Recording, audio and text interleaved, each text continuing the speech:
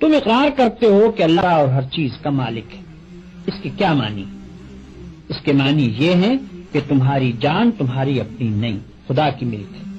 تمہارے ہاتھ اپنے نہیں، تمہاری آنکھیں اور تمہارے کان اور تمہارے جسم کا کوئی عضو تمہارا اپنا نہیں. یہ زمینیں جن کو تم جوتتے ہو، یہ جانور جن سے تم خدمت لیتے ہو، یہ مال اسباب جن سے تم فائدہ اٹھاتے ہو، ان میں سے بھی کوئی چیز تمہاری نہیں. ہر چیز خدا کی ملک ہے اور خدا کی طرف سے عطیے کے طور پر تمہیں ملی. اس بات کا اقرار کرنے کے بعد تمہیں یہ کہنے کا کیا حق ہے کہ جان میری ہے، جسم میرا ہے، مال میرا ہے اور فلاں چیز میری ہے. دوسرے کو مالک کہنا اور پھر اس کی چیز کو اپنی قرار دینا بالکل ایک لغو بات.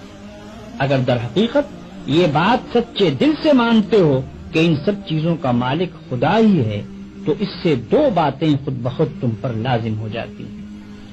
ایک یہ کہ جب مالک خدا ہے اور اس نے اپنی ملکیت امانت کے طور پر تمہارے حوالے کی ہے تو جس طرح مالک کہتا ہے اسی طرح ان چیزوں سے کام لینا چاہیے.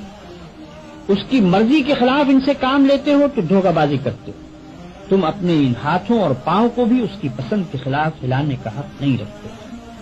تم ان آنکھوں سے بھی اس کی مرضی کے خلاف دیکھنے کا کام نہیں لے سکتے.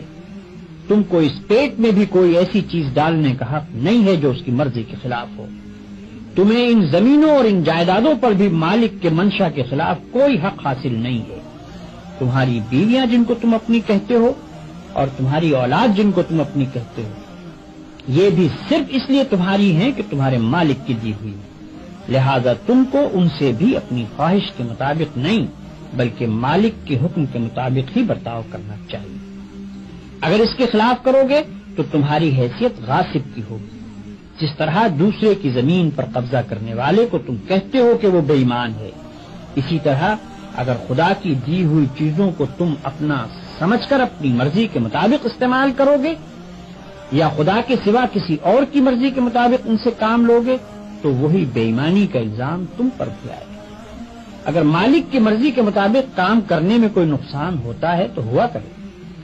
جان جاتی ہے تو جائے، ہاتھ پاؤں ٹوٹتے ہیں تو ٹوٹیں، اولاد کا نقصان ہوتا ہے تو ہو، مال و جائیداد برباد ہو تو ہوا کرے. تمہیں کیوں غم ہو؟ جس کی چیز ہے وہی اگر نقصان پسند کرتا ہو تو اس کو حق ہے